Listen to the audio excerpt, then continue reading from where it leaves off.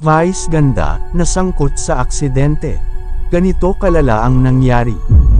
May sumabog na bomba sa likod ko. Yung ang lakas-lakas talaga. Oh my God!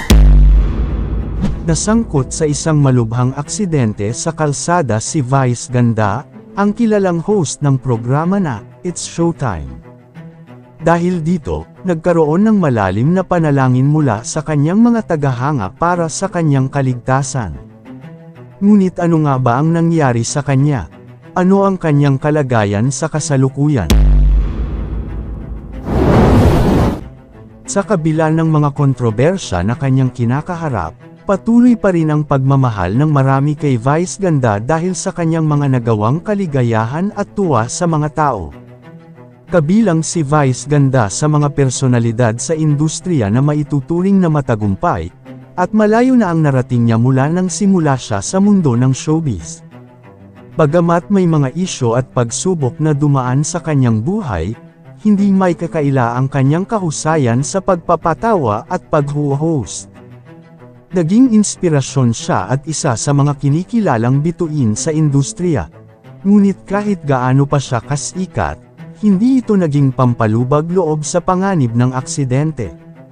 Noong isang Sabado ng gabi, nadamay si Vice Ganda sa isang aksidente kung saan nabangga ang luho niyang sasakyan ng isang lalamove truck. Kawawa naman si Mimi Vice, sana okay lang siya, malaking kawalan ng Showtime pag nawala si Mimi Vice. Buti okay ka lang Mimi Vice, hindi naman ginusto ng driver maaksidente. Sana may maawa na tumulong. Mabuti at walang nangyari sa'yo Mimi Vice, at sa ibang kasama sa karambola, keep safe, God bless you more. Ang pangyayaring ito ay naganap sa Katipunan Avenue sa Quezon City. Sa isang video, kitang-kita ang malakas na salpukan ng lalamove truck sa kanyang sasakyan, pati na rin sa iba pang mga kotse. Dahil sa aksidenteng ito, maraming buhay at sasakyan ang naapektuhan.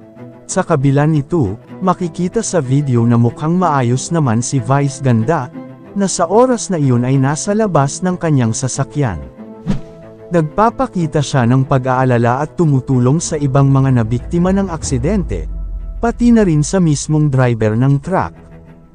Nakumpirma rin mismo ni Vice ang pangyayari sa kanyang programa, ang It's Showtime, noong kahapon. Naging emosyonal siya sa pagkukwento ng pangyayari, na nagbigay daan para maraming manood ang maantig sa kanyang salita. Sa kabila ng nangyaring aksidente, nanawagan si Vice Ganda sa publiko na tulungan ang driver ng lalamove truck, na nabangga sa kanilang sasakyan. Pinanggit niya sa kanyang pahayag na isa si Kim Chiu sa mga endorsers ng lalamove, kaya't inaasahan niyang tutulong si Kim Chiu sa pag-aayos ng sitwasyon. Malinaw ang kanyang apela na bigyan ng tulong ang driver, kahit pa siya mismo ang naapektuhan. Tinukoy din niya ang mga kumpanya na may kinalaman sa truck at nanawagan sa kanila na maglaan ng tulong. Giit pa ni Kim Chiu, bilang ambasador ng lalamove, handa rin siyang makipagtulungan para sa kapakanan ng driver at ng mga naapektuhan sa aksidente. Gayunpaman, ipinakita ni Vice Ganda ang kanyang kabutihang loob, sa kabila ng nangyaring insidente at nagsilbing inspirasyon sa iba na magmalasakit sa kapwa sa oras ng pangangailangan. Kayo mga idol, ano ang masasabi nyo sa chika topic natin ngayon? At syempre bago tayo magtapos sa ating video, ay inaanyayahan ko kayo na mag-like sa ating Facebook at mag-subscribe na rin sa YouTube, dahil malaking tulong na ito sa pag-grow ng aking channel, upang mas lalo pa ako na magsipag sa pag-upload ng mga videos na kagaya nito. Hindi naman ako nagmamakaawa sa inyo mga idol, pero sana maawa na kayo.